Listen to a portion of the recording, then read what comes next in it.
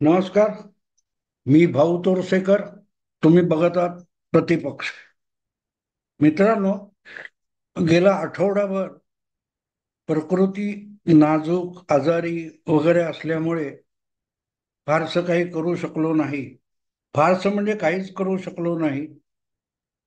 तब्येत धड नसतानाही नांदेडला एका कार्यक्रमाला गेलो होतो आणि वयानुसार अडचणी येत असतात. त्यावर मात करण्याचा जेवढा प्रयत्न करावा तेवढं उलटण्याची शक्यता असते आणि तेच झालं.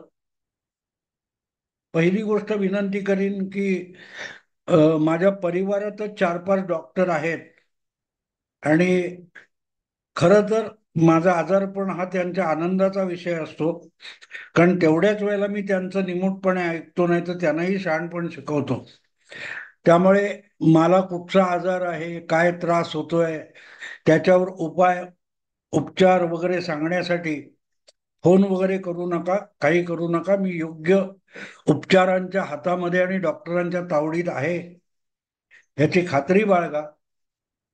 पण आज जरा बरं वाटतंय आणि म्हणून सांगायचा प्रयत्न करतोय की प्रयत्न परत नव्याने सुरू करणं भाग आहे. दरम्यान आठवडाभरात अनेक घटना घडलेल्या आहेत, घटना घडतायत आणि विधानसभा निवडणूक दार ठोठावत असताना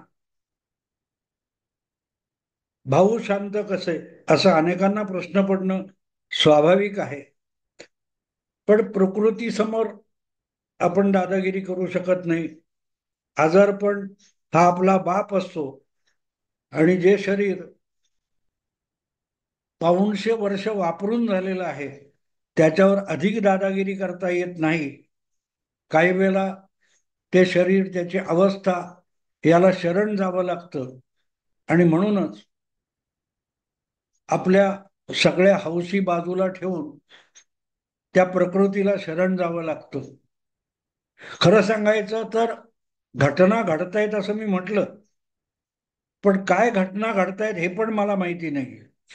मी आठवडाभर म्हणजे 6 एक दिवस तरी टीव्ही वगैरे काहीही बघू शकलेलो नाही, नाही बातम्या ऐकू शकलेलो. वर्तमानपत्र वाचणं तर बंदच आहे.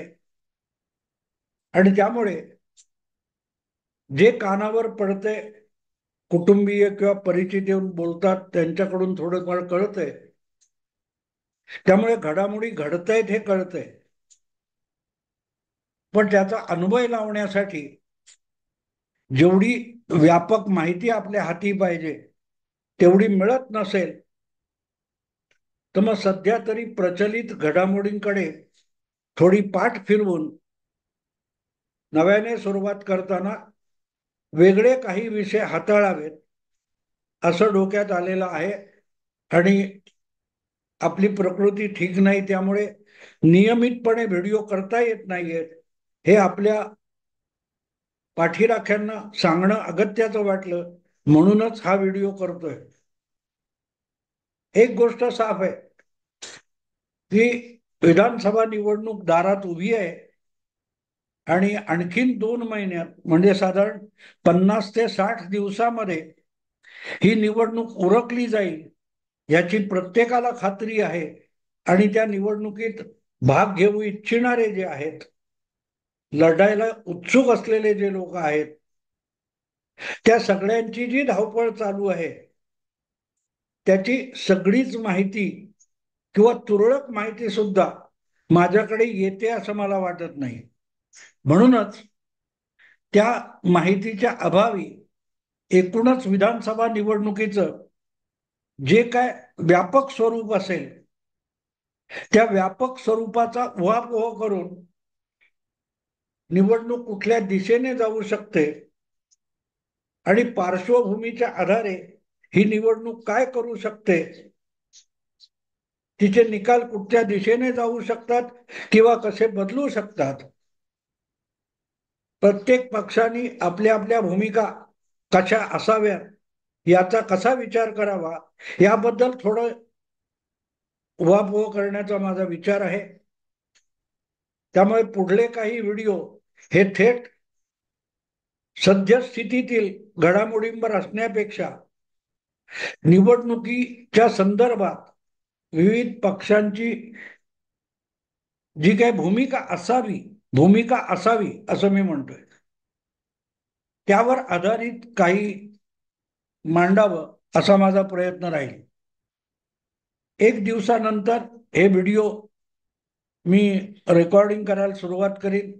तोपर्यंत अजून एक दिवस डॉक्टरांच्या आग्रहानुसार विश्रांती घेणं मला भाग आहे. कारण शेवटी हे करण्यासाठी सुद्धा ऊर्जा, एनर्जी लागते आणि तेवढी एनर्जी आत्ता माझ्या शरीरात नाहीये, ही वस्तुस्थिती आहे. पण काळजी करण्यासारखं काही कारण नाहीये. योग्य दृष्टीने वाटचाल प्रयास चालू आहेत आणि माझा डॉक्टरांवर पूर्ण विश्वास आहे. तो आत्ता इथेच थांबतो. थोडे दिवस जे काय दांडी मारावी लागली आणि लोकांचा अपेक्षाभंग झाला असेल तर त्याबद्दल माफी मागून थांबतो. नमस्कार.